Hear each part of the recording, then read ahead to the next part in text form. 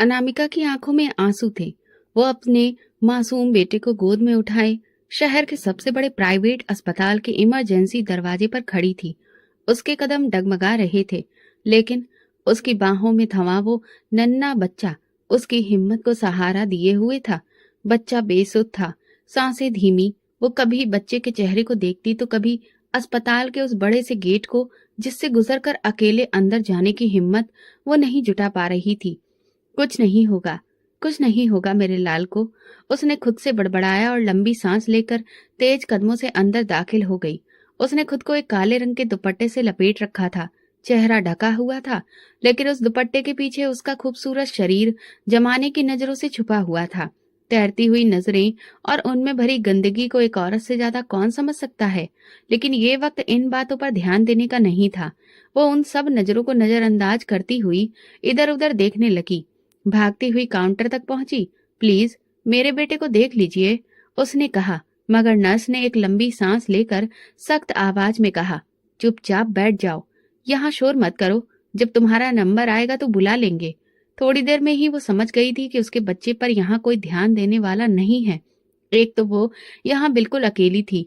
घबराहट की वजह से उसने अपने चेहरे से दुपट्टा हटाए बिना बिना मेकअप के भी उसके खूबसूरत चेहरे पर गुलाबी होंठ और हिरनी जैसी बड़ी आंखों में डर, परेशानी और थकान साफ दिख रही थी। उसके पास से गुजरने वाले लोग हैरान रह जाते थे। वो पहली बार इतने बड़े अस्पताल में आई थी, क्योंकि ये उसके घर के नजदीक था, और अब उसे कुछ भी समझ में नहीं आ रहा था कि कहाँ जाए। उसका दिल घबरा रहा था। उसने बच्चे को अपने सीने से और करीब कर लिया, लेकिन वो कमजोर नहीं पड़ी। उसके कदम दोबारा हरकत में आए। कोई डॉक्टर है? भगवान के लिए, मेरा बच्चा ठीक से सांस नहीं ले पा रहा है, वो लगभग चिल्लाई। उसका शोर सुनकर एक डॉक्टर चौंक पड़ा। सफेद कोट, गले में स्टेथोस्कोप, माथे पर पहली हल्की सी सिकन। वो पहले दूर से उसे देख रहा था, अब पास आकर अनामिका को गौर से देखने लगा। एक एक नजर बारीकी से उसका मुआयना कर रहा था। डॉक्टर की भूरी आंखें उसके ऊपर जम सी गईं। मैडम सुनिए। अचानक आवाज आई तो वो तुरंत पलटी। सामने एक लंबा सा आदमी खड़ा था, सफेद कोट में डॉक्टर लग रहा था। मैं बच्चों का सीनियर डॉक्टर हूँ, मेरे साथ आइए। मगर उसकी आंखें किसी भेड़िए के जैसे तेज थीं। अनामिका ने एकदम से नजर चुरा ली। फिर वो मुड़ा और एक कमरे की तरफ बढ़ गया। कमरे के दरवाजे के पास रुककर उसने इशारा किया। अनामिका को जाने क्यों पूरे शरीर पर चींटियां सी दौड़ती महसूस हुई, लेकिन ममता की मजबूरी में वो क्या कर सकती थी। वो अंदर दाखिल हो गई। जैसे ही वो अंदर गई, डॉक्टर ने दरवाजा एकदम से बंद कर लिया और बच्चे को टेबल पर लेटने को कहा। अनामिका ने बिना बहस के बच्चे को आराम से लिटा दिया। वो फिक्रमंदी से उसके सिरहाने पर खड़ी हो गई। बच्चे का चेकअप करते हुए डॉक्टर उसे कनखियों से देखने लगा। अनामिका ने उसकी नजरों की तपिश महसूस की और खुद को दुपट्टे से और कसकर लपेट लिया। डॉक्टर काफी होशियार था, एकदम से संभल गया और पूछा, क्या दिक्कत है इसे? वो हकलाते हुए बोली, मैं जब घर आई तो इसकी तबीयत ठीक नहीं थी, ये होश में नहीं था। डॉक्टर उसकी बातें सुनता रहा, लेकिन उसकी नजरें लगातार अनामिका पर ही टिकी थीं, जैसे वो अपनी आंखों से ही उसे चीर फाड़ देना चाहता हो। अनामिका ने सर झुका लिया ताकि उसकी नजरों का सामना ना करना पड़े। उसके बालों की लटें चेहरे पर फैलकर उसकी खूबसूरती और बढ़ा रही थी, लेकिन वो सिर्फ अपने बेटे को देख रही थी। मेरा बेटा, प्लीज डॉक्टर साहब, कुछ कीजिए, उसने रुंधे लहजे में कहा। डॉक्टर ने एक नजर बच्चे पर डाली, फिर उसकी नजरें वापस अनामिका के चेहरे पर टिक गईं। ये तुम्हारा बच्चा है? वो हैरान होकर बोला। तुम तो शादीशुदा नहीं लगती, खुद बच्ची लगती हो अभी। अनामिका का वजूद थरथरा गया। क्या उम्र है तुम्हारी? डॉक्टर ने पूछा।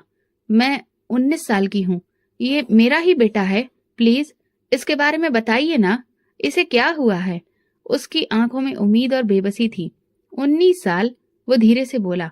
अभी तो तुम बहुत जवान लगती हो, इतनी जल्दी शादी करने का शौक क्यों था?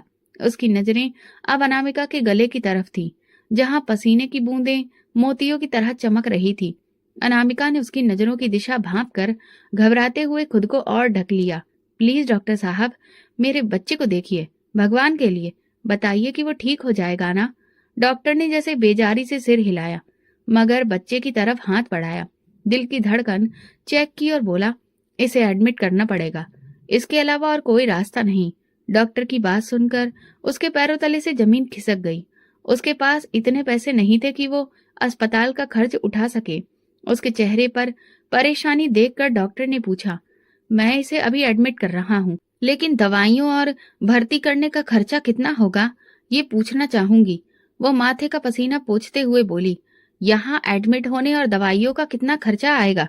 डॉक्टर ने ठंडी आवाज में पूछा, तुम्हारा पति कहाँ है? क्या वो भी साथ आया है? पति की बात पर अनामिका का दिल जैसे चीर दिया गया हो। वो धीमे से बोली, उनकी मृत्यु हो गई है। उसकी आवाज कांप गई और आंखों से आंसू बह निकले। तुम्हारे साथ कोई और है? डॉक्टर ने फिर पूछा। मैं अकेली हूँ, इस दुनिया में मेरा कोई भी नहीं है। उसकी बात सुनकर डॉक्टर के होठों पर एक अजीब सी मुस्कान आ गई। अच्छा, तो तुम विधवा हो और ऊपर से अकेली भी?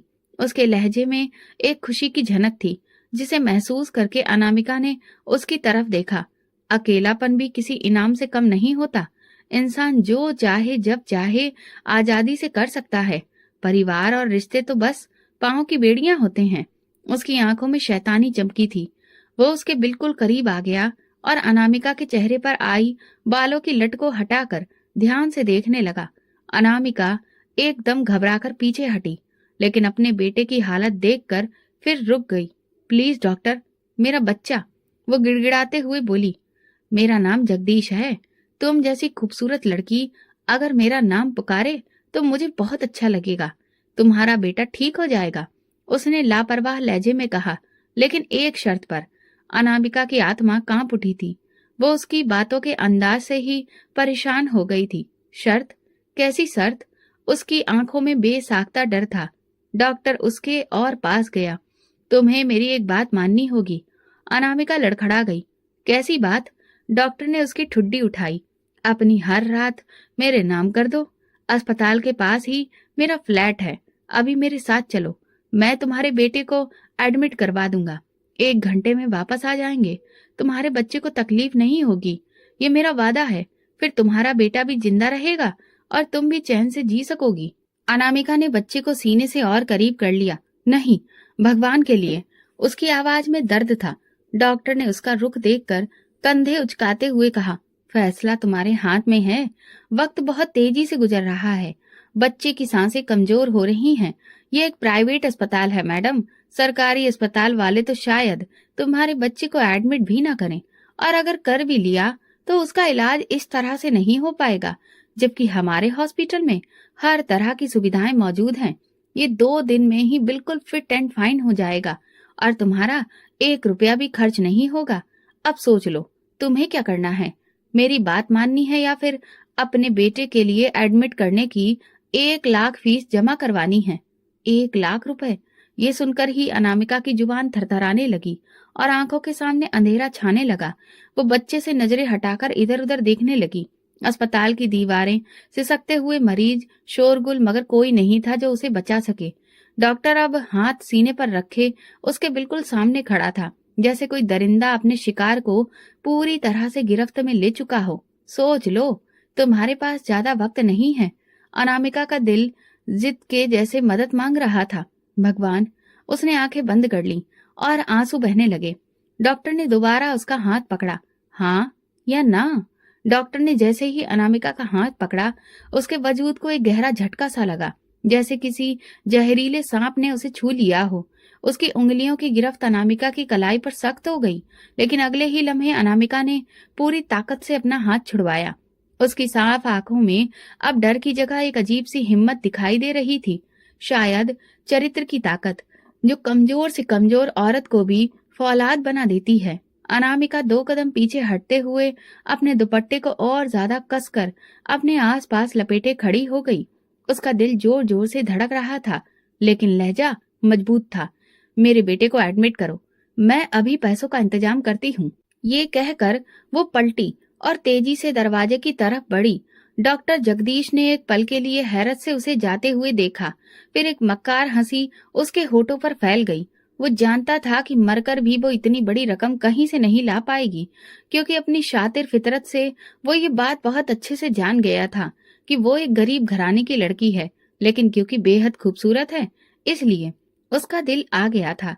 लेकिन अनामिका की आंखों के सामने अब सिर्फ अपने बेटे की सांसें ही नहीं थी, अब कदम कदम पर भेड़िए भी थे जो उसके वजूद को नोचने के लिए बिल्कुल तैयार बैठे थे।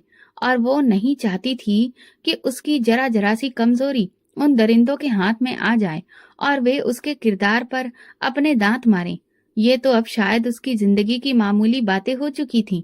न जाने जिंदगी की कितनी बड़ी और कितनी ही रातें उसे यूं ही अकेले अपनी मुश्किलों से लड़ते हुए गुजारनी है। लिहाजा ये जंग वो किसी भी कीमत पर लड़ेगी, मगर कभी भी अपनी इज्जत का सौदा नहीं करेगी। ये फैसला करके वो अस्पताल के बरामदे से बाहर निकली। रात का अंधेरा हर तरफ फैला था। अस्पताल के आंगन के बाद थोड़ी सी इंसानियत और फिर सड़कों पर थी, जिस पर एक एक करके कुछ भारी बाइक्स और गाड़ियां तेज रफ्तार से गुजर रही थी। उन गाड़ियों की रोशनी में अनामिका की आंखें चौंधिया जाती, लेकिन वो रुकी नहीं। वो अपने कदमों की रफ्तार बढ़ाते हुए सड़क के किनारे किनारे चलती जा रही थी और हर तरफ अंधेरा ही अंधेरा था। इस अंधेरे की खासियत यही होती है कि अगर आप भी रो रहे हो तो आपके आंसू भी किसी को दिखाई नहीं देते। वो लगातार अपने बहते हुए आंसुओं के साथ चलती जा रही थी। ये वे आंसू थे जिन्हें किसी के सामने बहाने का वक्त नहीं था। वो दिल में लगातार बस एक ही प्रार्थना कर रही थी, भगवान, मेरे बच्चे को सुरक्षित रखना। मैं उसकी सांसों की कीमत अपनी इज्जत से नहीं दूंगी। तुम मुझे अपने फैसले पर कायम रखना। उसने अपने दिल को मजबूत किया।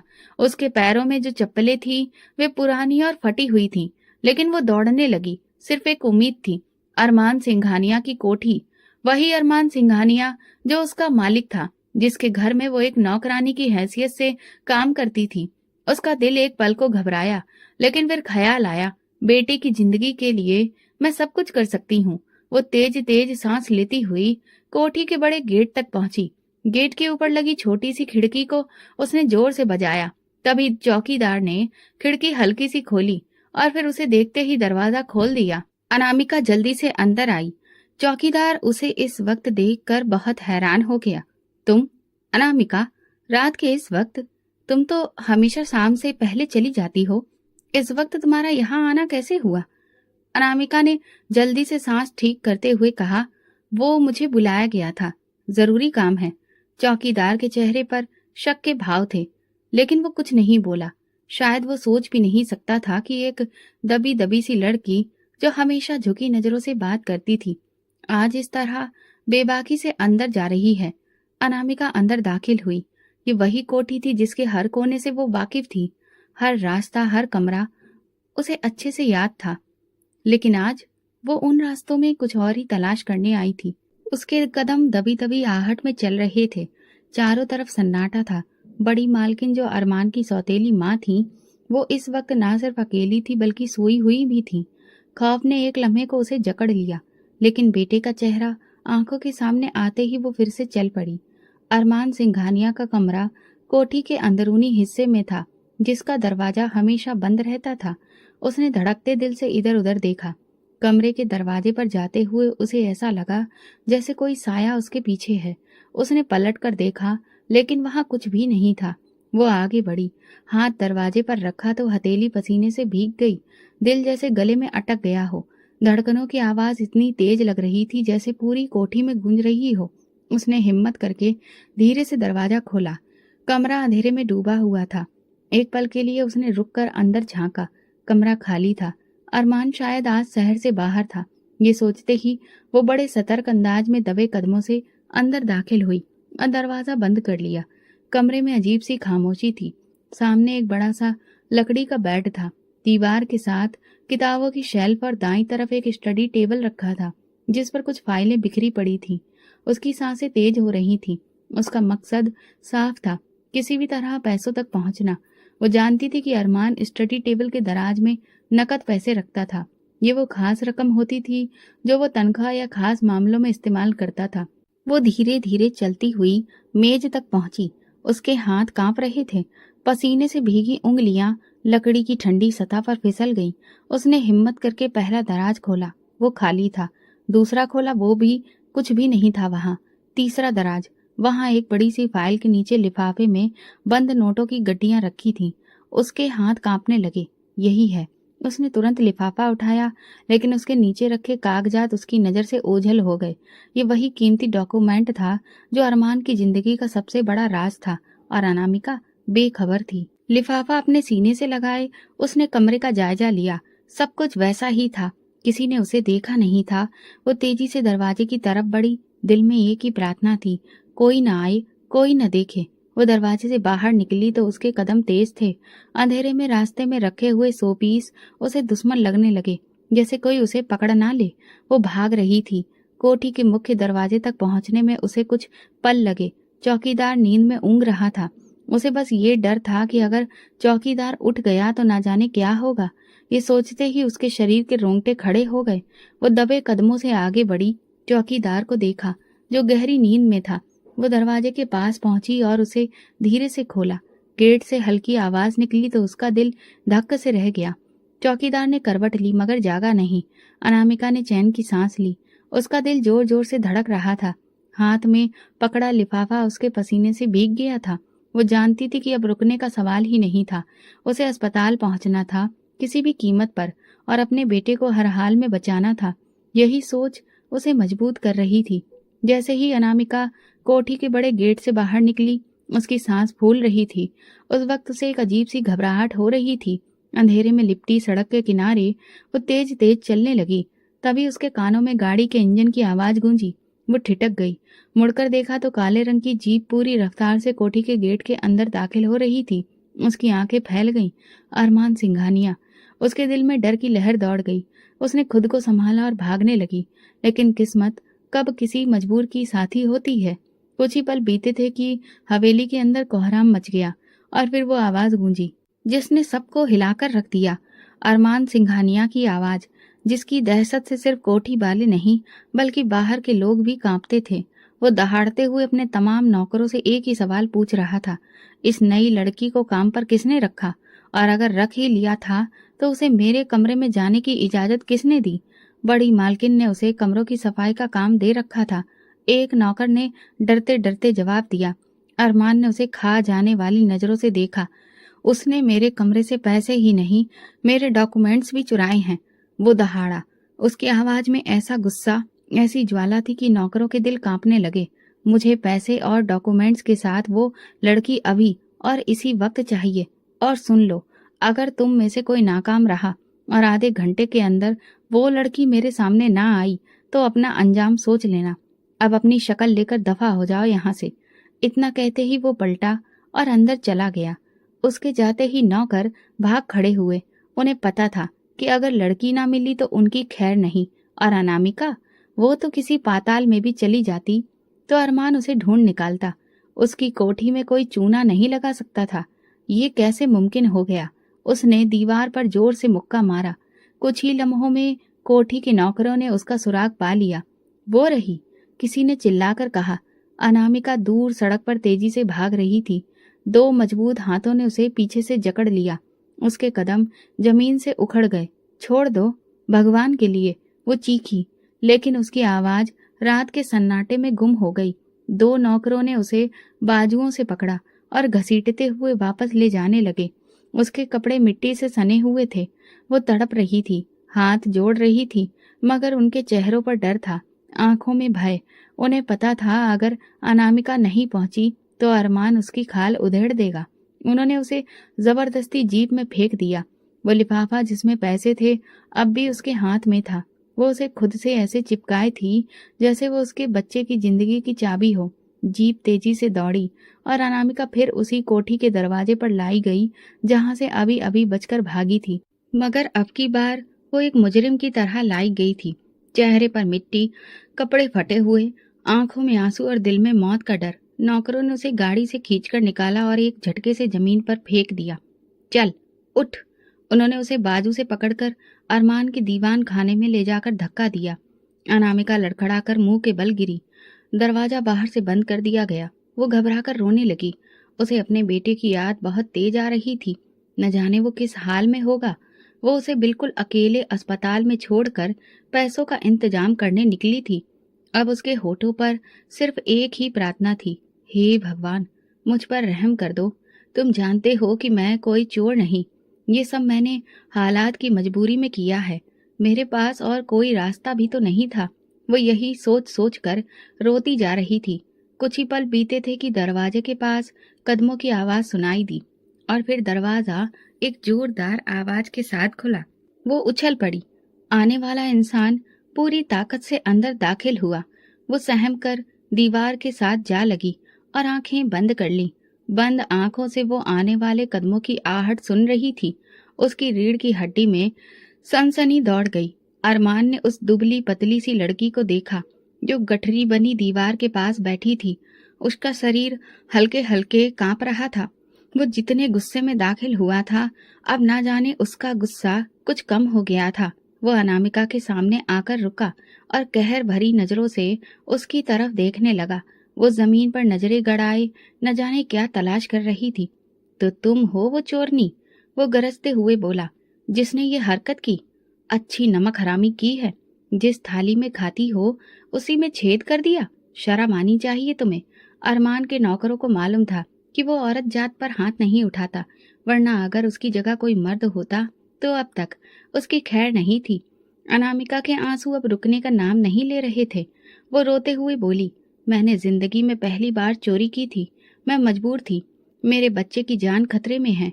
उसकी सिसकियां और फरियाद उस सख्त मिजाज इंसान पर कोई असर नहीं कर रही थी। अरमान की आंखों में उसके लिए जरा भर नरमी नहीं उतरी। उसके नौकर खास उसके पास ही खड़े थे। वो जानते थे कि अरमान का गुस्सा टूटने में ज्यादा देर नहीं लगेगी। वो लावा था जो किसी भी वक्त फट सकता था। अनामिका बार बार दोहरा रही थी, ये पैसे प्लीज मुझे ले जाने दीजिए। मैं आपकी जिंदगी भर एहसानमंद रहूंगी। उसकी आवाज में फरियाद थी, आंखों में उम्मीद। लेकिन अरमान ने धीरे से सांस खींची। अगर तुम्हें इतनी ही जरूरत थी तो तुम मुझसे पैसे मांग लेती। उसका लहजा बर्फ के जैसा ठंडा था। मेरे ही घर में रहकर मेरे ही वॉलेट से चोरी। तुम्हें इतनी खतरनाक सजा दूंगा कि इस कोठी का हर नौकर अपने कानों को हाथ लगाएगा। अनामिका ने रोते हुए जब सर उठाया तो वक्त जैसे ठहर गया। वो चेहरा, वो आंखें देखकर उसे लगा कि जैसे उसके पैरों तले जमीन ही निकल गई हो। वो कोई और नहीं, अरमान सिंघानिया था, जिसकी शादी उसके साथ तय थी। लेकिन अरमान के पापा सुरेश सिंघानिया को ये शादी मंजूर नहीं थी। वे अपने इकलौते बेटे की शादी किसी कारोबारी परिवार में करना चाहते थे। मगर अरमान को अनामिका पसंद आ गई थी, जो उसकी क्लास फेलो थी, लेकिन गरीब घराने से ताल्लुक रखती थी। जब अरमान नहीं माना तो उन्होंने एक ऐसी चाल चली कि सांप भी मर जाए और लाठी भी न टूटे। उन्होंने अनामिका के पापा को एक मोटी रकम दी और उनसे कहा कि शादी से पहले ही वे अपनी बेटी को लेकर इस शहर से दूर निकल जाएं। अनामिका के पापा लालच में आ गए। वे शादी वाले दिन ही अनामिका को लेकर हमेशा के लिए शहर छोड़कर चले गए और फिर अनामिका की शादी अपने एक दोस्त के बेटे से जबरदस्ती कर दी, जो नशेड़ी और जुआरी था। अनामिका अपनी किस्मत के फैसले पर बहुत रोई, लेकिन फिर सब्र कर लिया। जब वो उम्मीद से हुई तो उसे लगा जैसे उसके जख्मों पर मरहम रख दिया गया हो। मगर अभी शादी को 1 साल ही हुआ था और वो एक नन्हे से बेटे की मां बन गई थी। कुछ दिनों बाद ही उसका पति रोड एक्सीडेंट में इस दुनिया को छोड़ गया। उसके पापा भी नशे के आदी थे। एक दिन नशे की ज्यादा डोज लेने से उनकी हालत बहुत बिगड़ गई और वे हॉस्पिटल पहुंचने से पहले ही इस दुनिया को अलविदा कह गए। अब अनामिका कुछ माह के बच्चे के साथ जिंदगी की बहुत बड़ी जंग अकेले ही लड़ रही थी।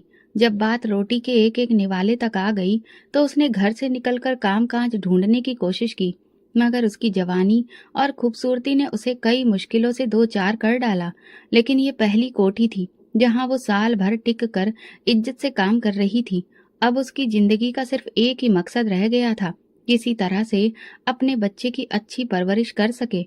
अरमान सिंघानिया उसकी दुनिया में अब एक धुंधलाहट भरी याद के सिवा कुछ भी नहीं था। लेकिन जिंदगी उसे फिर से एक ऐसे मोड़ पर ले आई थी जहां उसकी आंखें फटी की फटी रह गईं, क्योंकि अरमान एक बार फिर उसके सामने खड़ा था, मगर ऐसी हालत में कि वो उससे हद से ज्यादा नफरत करता था। अपनी मोहब्बत के इस अंजाम पर उसकी सांसें रुक गईं, आंसू थम गए। दूसरी तरफ अरमान अपनी मोहब्बत को सामने देखकर पत्थर हो गया। उसे यकीन नहीं आ रहा था कि वो फिर से उसे देख रहा है, उस बेवफा को जिसने कॉलेज के अंदर टाइम पास वाला प्यार किया और शादी किसी और से कर ली। जब उसके पापा ने ये बात बताई तो उसे भरोसा नहीं हुआ था। इसीलिए उन्होंने कुछ डॉक्यूमेंट्स अरमान के सामने रखे। जब अरमान ने वे सारे डॉक्यूमेंट्स पढ़े तो उसे बहुत ज्यादा दुख हुआ, क्योंकि अनामिका के पापा ने शादी के बदले 1 करोड़ रुपए की रिश्वत ली थी। जब अरमान के पापा ने उनकी ये मांग पूरी कर दी तो वे शादी वाले दिन अपनी बेटी को लेकर शहर छोड़कर चले गए। ये एक बहुत बड़ा धोखा था जिस पर अरमान का दिल यकीन नहीं कर पा रहा था, लेकिन उसके पापा ने जब पक्के सबूत उसके सामने रखे तो उसका दिल ही टूट गया। वो अनामिका को ऐसा नहीं समझता था, लेकिन जब उसके पापा ने उसे समझाया, जैसा बाप है वैसी बेटी, अगर वो तुमसे सच में प्यार करती तो कभी भी अपने बाप की बातों में नहीं आती। यकीनन बाप बेटी मिले हुए थे और ना जाने इससे पहले भी उन्होंने ऐसे कितने ही लोगों को अपने झूठे प्यार के जाल में फंसाकर लूटा होगा। अरमान को सब्र नहीं आया। वो काफी लंबे समय तक अनामिका को ढूंढता रहा, लेकिन उस दौरान उसे शादी करने का ख्याल तक नहीं आया। अनामिका की याद उसके दिए जख्म इतने सालों में भी कम नहीं हुए थे, और अब अचानक जब वो उसे दोबारा नजर आई तो उसे ऐसा लगा कि जैसे उसका पूरा वजूद ही जंजीरों में जकड़ गया हो। उसे अपनी आंखों पर यकीन नहीं आ रहा था कि ये वही लड़की है जिसे उसने टूट कर चाहा था, और आज वही लड़की उसके सामने एक काम करने वाली नौकरानी के साथ साथ एक चोरनी की हैसियत में खड़ी थी। उसकी आंखों की पुतलियां सिकुड़ सी गई थीं और वो एकदम गुस्से में बोला, तुम अनामिका? अरमान, तुम? उसकी आवाज में नफरत ही नफरत थी। तुम शादी के दिन भाग गई थी ना? ये कहते हुए उसके चेहरे पर गुस्से के अंगारे और भी बढ़ गए। मेरा भरोसा तोड़कर, मुझे बेइज्जत करके तुम जान की भीख मांग रही हो अनामिका? अरमान ने कहा, लेकिन मुझे बहुत अफसोस है कि मेरी मोहब्बत की कीमत तुमने सिर्फ 1 करोड़ रुपए लगाई थी। सिर्फ 1 करोड़? बहुत सस्ती मोहब्बत थी तुम्हारी। वो घुर्राया तो वो बेबसी से उसे देखने लगी। उसकी आंखें देख चुकी थी और वो उन पर कहर ढा रहे थे।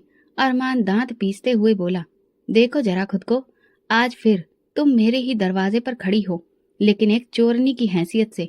क्या कमी थी मेरे प्यार में?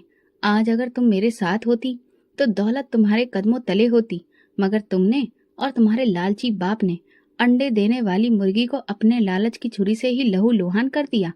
इस लालच ने तुम्हें आज कहाँ लाकर पटक दिया है। उसके शब्दों ने अनामिका के वजूद को डरा दिया। क्या कमी थी मेरे प्यार में अनामिका? वो झुककर उसके पास आया। क्या कमी थी? बोलो। उसकी सांसों की तबीयत अनामिका को अपने चेहरे पर महसूस हो रही थी। वो पीछे हटना चाहती थी, लेकिन अरमान ने उसके कदमों को रोक दिया तो उसकी आंखें झुक गईं। अरमान, वो सिर्फ इतना ही कह सकी, लेकिन अरमान की बर्दाश्त अब खत्म हो चुकी थी। उसने अनामिका की कलाई को अपनी फौलादी गिरफ्त में लेकर इतनी जोर से मरोड़ा कि वो सिहर पड़ी। दर्द से उसका पूरा वजूद हिल गया। छोड़ो मुझे, बहुत दर्द हो रहा है। उसकी सांसें तेज हो गईं, लेकिन अरमान के चेहरे पर सख्ती और बढ़ गई। दर्द? वो गुस्से में बोला, तुम जानती हो कि दर्द का असली मतलब क्या होता है? वो आंखों में सुलगती हुई नफरत लेकर बोला, तुम जैसे लालची लोग सिर्फ दर्द देना जानते हो, दर्द सहना नहीं। उसकी गिरफ्त और ज्यादा मजबूत होती गई तो वो तड़प गई। उसने अपना एक हाथ अरमान के सीने पर रखा। उसके चेहरे पर अजीब सी बेबसी उतर आई। अरमान ने एक झटके से उसकी कलाई छोड़ दी तो वो अपनी कलाई को अपने हाथ से सहलाने लगी। क्यों वापस आई हो मेरे सामने? अरमान का लहजा एक बार फिर से कठोर हो गया। वो गरजदार आवाज में बोला, क्यों अपनी शक्ल लेकर मेरे सामने खड़ी हो? अनामिका ने बड़ी मुश्किल से अपनी नजरें उठाई और बोली, मेरे पास कोई रास्ता नहीं था अरमान। मैं नहीं जानती थी कि ये कोठी आपकी है, वरना मैं अपनी शक्ल आपको कभी नहीं दिखाती। लेकिन आप मेरा यकीन करें कि मैं बेवफा नहीं हूँ। शादी से एक दिन पहले आपके पापा हमारे घर आए और उन्होंने मुझे आपकी मोहब्बत से दूर चले जाने के लिए 1 करोड़ रुपए का ऑफर दिया था, लेकिन मैं नहीं मानी। मगर मेरे पापा ने आपके पापा के इस ऑफर को कबूल कर लिया और ठीक शादी वाले दिन वो मुझे जबरदस्ती शहर से दूर एक गांव में ले गए, जहां उन्होंने अपने दोस्त के बेटे से मेरी जबरदस्ती शादी करवा दी। वो 1 करोड़ रुपए की रकम कुछ तो मेरे पति ने जुए में उड़ा दी और कुछ पापा ने अपने नशे में। फिर ये दोनों मेरी जिंदगी से हमेशा के लिए चले गए। उस वक्त जब मेरी जिंदगी के सारे रंग फीके हो चुके थे। इस शादी में मेरी कोई भी मर्जी शामिल नहीं थी, लेकिन जब मेरा बेटा मेरी गोद में आया तो मुझे लगा कि इस बच्चे का इस सब में कोई कसूर नहीं है, तो मैं इसे सजा क्यों देती फिरूं? इसीलिए मैंने उसकी खातिर दोबारा से जीने की कोशिश की। कुछ छोटी-मोटी नौकरियां की, मगर 2-4 महीने से ज़्यादा मैं किसी एक जगह पर टिककर कोई भी नौकरी नहीं कर पाई, क्योंकि मेरी खूबसूरती ही मेरी सबसे बड़ी दुश्मन बन गई थी। मैं किसी से क्या शिकायत करती? फिर मुझे आपकी कोठी में काम करने का एक मौका मिला, लेकिन मेरा यकीन करें, मैं नमक हराम नहीं हूँ, ना ही चोर। मैं ये कदम बहुत ही मजबूरी में उठा रही हूँ। मेरा बेटा, वो हिचकियों में बोली, मर रहा है, और अगर मैं 1 लाख रुपए का इंतजाम नहीं कर पाई, तो वो मर जाएगा। अरमान सिंघानिया उसकी बातें सुनकर सदमे की हालत में खड़ा था। उसे एकदम से याद आया कि 1 करोड़ की रकम ठीक उसकी शादी से एक दिन पहले ही निकाली गई थी, और वो जो डॉक्यूमेंट्स थे वो भी इस बात की पुष्टि कर रहे थे कि अनामिका सच कह रही है। उसने अनामिका के पास जो डॉक्यूमेंट्स और पैसे रखे थे उन्हें देखकर सोचा और गहरी सांस ली। फिर वो उसे कुछ लम्हों तक घूरता रहा। उसकी आंखों में कोई जज्बा छुपा हुआ था जो खुद अरमान भी समझ नहीं पा रहा था। वो तेजी से पलटा और कमरे के एरिया में टहलने लगा। उसके हाथ बार बार मुट्ठियों में बंद हो रहे थे, जैसे वो खुद को ही घायल करने की कोशिश कर रहा हो। अनामिका का दिल तेजी से धड़क रहा था। अब क्या होगा? फिर अचानक अरमान रुका। तुम्हें लगता है कि मैं तुम्हें माफ कर दूंगा? वो धीरे से बोला, मगर उसका लहजा बहुत कठोर था। तुम्हें लगता है कि मेरे दिल में तुम्हारे लिए अभी भी रहम बाकी है? अनामिका चुप रही। उसकी पलकें भीग चुकी थीं। फिर उसने धीरे से सिर हिलाया। मुझे अपने लिए कुछ नहीं चाहिए, सिर्फ मेरे बच्चे की जिंदगी चाहिए। मैं आपकी नजरों से हमेशा के लिए दूर चली जाऊंगी।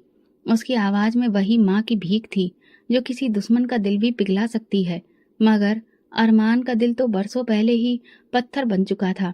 अरमान अनामिका के बिल्कुल करीब आ गया, इतना करीब कि उसकी सांस तक रुकने लगी। वो उसके दुपट्टे से निकलने वाली बालों की लटों को देख रहा था जो उसके गालों को छू रही थी। उसने हाथ बढ़ाया और वो हटाने की कोशिश की। अनामिका कांप गई। उसका दिल जोर से धड़का। तुम अब कोशिश भी करो, लेकिन मुझसे दूर नहीं जा सकोगी। अरमान का लहजा धीमा और सरगोशी में बदल गया। बहुत भाग ली तुम, अब कुछ समय तक मेरी कैद में भी रहो। अनामिका उसकी बात सुनकर तड़प उठी।